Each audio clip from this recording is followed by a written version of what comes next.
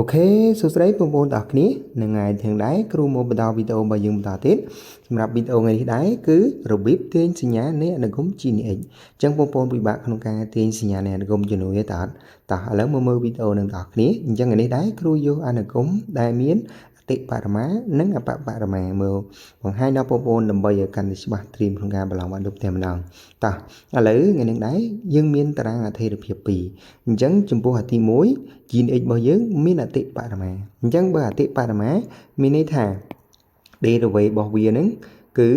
ដូរសញ្ញាពីបូកទៅ10អញ្ចឹងពីបូកទៅ10នៅពេលដែលយើងគណនា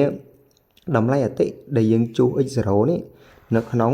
GNX ទៅគឺយើងបានការអូខេអញ្ចឹងបានការនេះអញ្ចឹងការនឹងវាអាចនឹងស្មើ0ហើយនឹង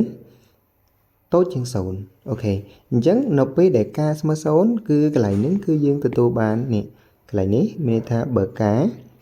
រយើងនេះតូចជាង0អញ្ចឹងតូចជាង0មានន័យថាយើងទាញបានអានុគម GNX ឥឡូវយើងមើលបើអានុគម GNX ហ្នឹងវាមានអតិបរមានៅពេលដែលការនឹងអវិជ្ជមានអញ្ចឹងអាកន្លែងខ្ពស់បំផុតរបស់វាខ្ពស់បំផុតវាតូចជាង0ហើយគេទាញបានអា GNX ហ្នឹងគឺតូចជាង0តែម្ដងអូខេគ្រប់ x នៃដែនកំណត់របស់យើងអញ្ចឹងយើងអាចថា x របស់យើងយកពីណាដល់ណាអាស្រ័យទៅលើអនុគមនឹងទៅ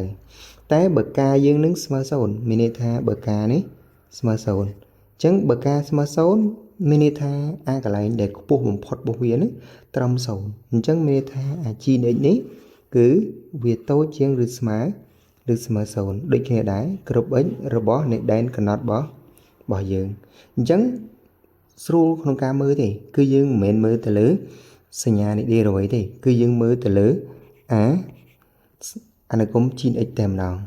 ហើយយើងទាញសញ្ញាតាមតារាងអធិរភាពយកហើយចំពោះវាមានអបបរមាក៏ដូចតែគ្នាដែរនៅពេលដែលវាមាន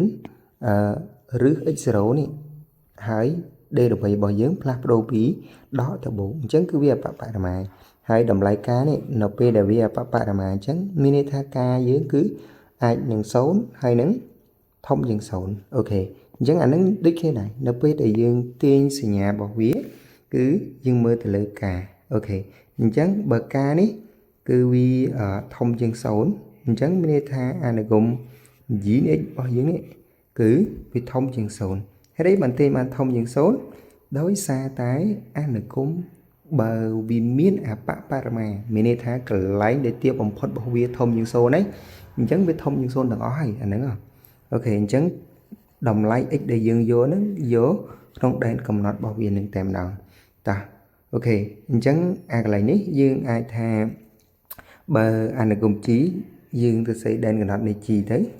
អូខេហើយចំពោះបើសិនតែការនឹងជាតម្លៃ0វិញអូខេអញ្ចឹងអានឹងអនុគម GNX របស់យើងនេះ